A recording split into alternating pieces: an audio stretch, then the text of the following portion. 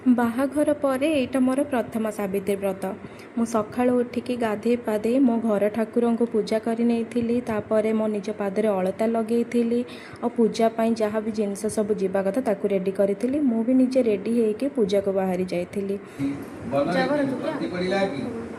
ପୂଜାରେ 7ଟା ଗଣ୍ଠି ଦେଇଥିଲି ମୋ ବ୍ରତରେ, ଯେମିତି ଠାକୁରଙ୍କ ନାଁ ନେଇକି ଦିଆଯାଏ। ମୁଁ ତ କିଛି ଜାଣିନି, ସେଠି ମୋତେ ବତାଉଥିଲେ ଯେମିତି ମୁଁ ସେମିତି କରୁଥିଲି। ନନାଙ୍କର ଆଶୀର୍ବାଦ ନେଲି। ତାପରେ ସେଠି ଯେଉଁ ଗୁରୁଜନମାନେ ଥିଲେ ତାଙ୍କର ବି ଆଶୀର୍ବାଦ ନେଉଥିଲି।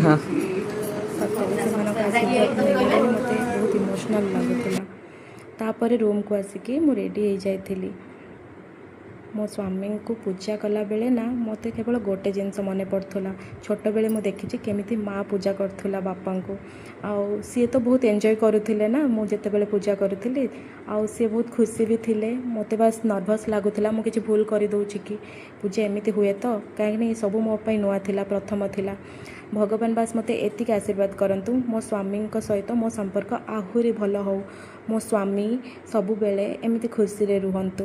ସତରେ ଏଇ ପୂଜା ବେଳେ ନା ମୁଁ ଏତେ ଇମୋସନାଲ୍ ହେଇଯାଉଥିଲି, ମାନେ ମୁଁ ଏବେ କହିବି ପାରୁନି କ'ଣ ପାଇଁ ଏମିତି ଇମୋସନାଲ୍ ହେଇଯାଉଥିଲି। ତାପରେ ମୋତେ ଏତେ ଭୋକ ଲାଗୁଥିଲା, ମୁଁ ଶାଗୁ ଫଳ ସବୁ ମିଶିକି ଗ୍ରାଇଣ୍ଡିଙ୍ଗ କରିଥିଲି ଆଉ ତାକୁ ପିଇ ନେଇଥିଲି। ବାସ୍ ଏମିତି କିଛି ଥିଲା ମୋର ଦିନ।